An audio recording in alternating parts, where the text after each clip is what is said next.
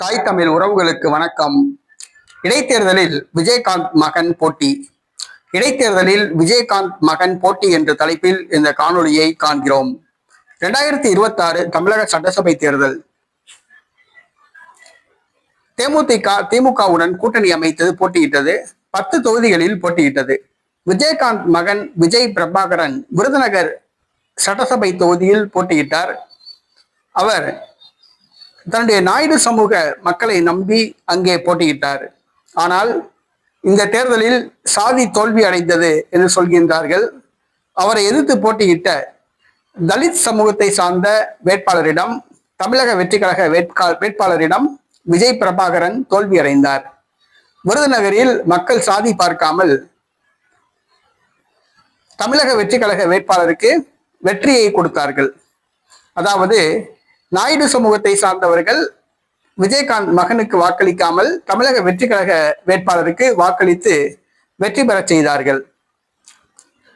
ஏற்கனவே விஜய் பிரபாகரன் கடந்த பாராளுமன்ற தேர்தலில் அதிமுக கூட்டணியில் விருதுநகர் தொகுதியில் போட்டியிட்டு 4000 வாக்குகள் வித்தியாசத்தில் வெற்றி பெற்றார்.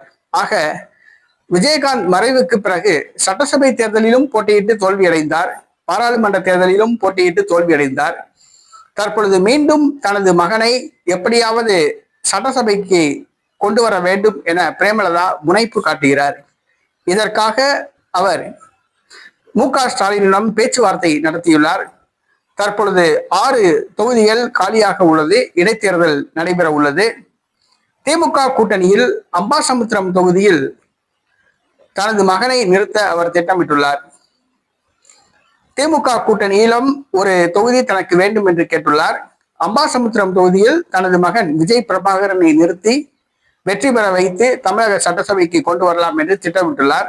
அம்பாசமுத்திரம் பகுதியில் கணிசமாக தெலுங்கர்கள் இருக்கிறார்கள், அதாவது நாயுடு சமூகத்தை சார்ந்தவர்கள் உள்ளார்கள்.